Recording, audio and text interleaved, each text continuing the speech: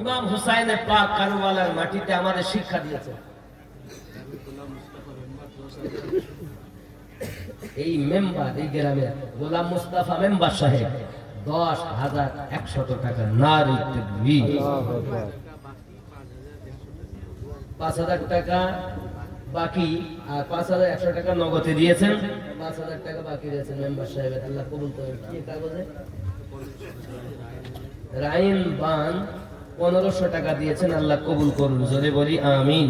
নারী তাকবীর, নারী রিসালাত, মাসলাকে আলা হযরত, বস্তি বস্তি করিয়া করিয়া, নারী তাকবীর, নারী রিসালাত। কুড়ি 1,000 টাকা আল্লাহ কবুল করেন। জোরে বলি আমিন। আবা আমার যে যা দিবেন দেন, আমি বলছি একটু পরে। মায়েদের জন্য বলবো, মা খেয়াল করেন, এবার কবরে আযাব।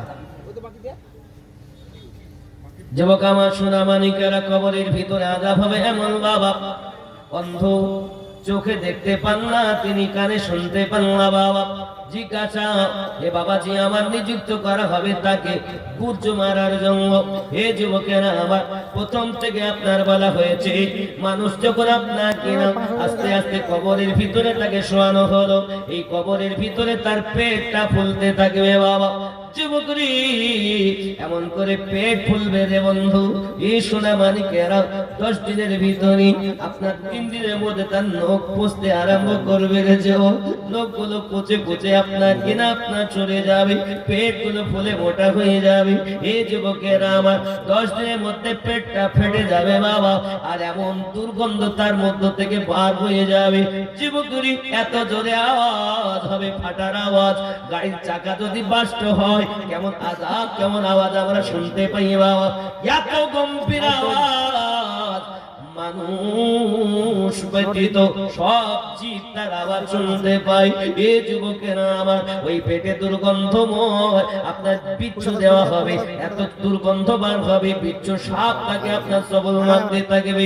যুবকেরা আমার, এমনি করে পৃথিবীর সরজমিনে ফেরেশতা তার জন্য কবরে নিযুক্ত করে দেওয়া হবে, তাকে আপনার আঘাত করতে থাকবে, মারতে থাকবে, মরণ তার আসবে না।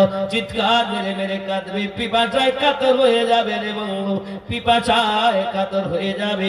একটু যদি পানি দাও, একটু যদি পানি দাও, সঙ্গে সঙ্গে আপনার কেনা আল্লাহ পাক, আল্লাহ তাআলা আপনার তার জন্য আবার ফেরেশতাকে বন্ধ করে দেবে। চলো চুপ, মার বন্ধ, পানি দেওয়া হবে, ফেরেশতা পানি নিয়ে আসবে, পানি আপনার কিনা দেওয়া হবে, পান করবে। যখন পানিটা এত গরম বন্ধু, পানি পান করার সঙ্গে সঙ্গে আপনার কিনা এই দেহের ভিতরে গুলোকে, নাইভুইগুলোকে, পায়খানার দাঁত দিয়ে, পেশাবের দাঁত দিয়ে আপনার গলে গলে পড়তে আরম্ভ করবে রে। যে সোনা মানিকেরা চিৎকার মেরে মেরে কাঁদবে, মরণ হবে, মরণ হবে না, বেঁচেও থাকতে পারবে না।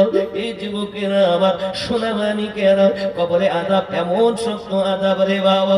ফেরেশতারা আল্লাহর হাবিব বর্ণনা করেছেন, প্রশ্ন করার পরে উত্তর যখন দিতে পারবে না, তখন এবার আপনার পাসলি হাড্ডিগুলো একে অপরের সঙ্গে মিশে যাবে। যেমন হাত আমার নবী পাক একত্রিত করে বললেন, এমনি করে পাসলি হাতের ভিতরে উংলি মোবারকাগুলোকে ঢুকিয়ে বললেন, উংলির ভিতরে উংলি, পায়ের ভিতরে হাত ঢুকে যাবে।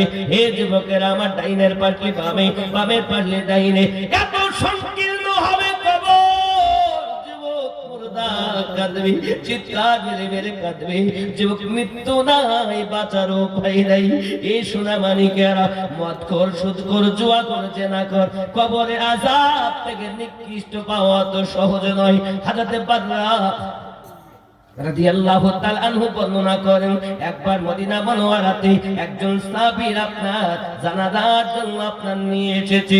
প্রিয় নবী সাল্লাল্লাহু আলাইহি ওয়াসাল্লামের সঙ্গে আমরা উপস্থিত ছিলাম। নবী পাক সাল্লাল্লাহু আলাইহি ওয়াসাল্লামের সঙ্গে আমরা যখন মৃতকে নিয়ে কবরস্থানের ভিতরে প্রবেশ করেছি, কবরটা এখনো সম্পূর্ণ খোদাই করা হয়নি বলে আমরা নবী পাকের সঙ্গে বসে থাকলাম।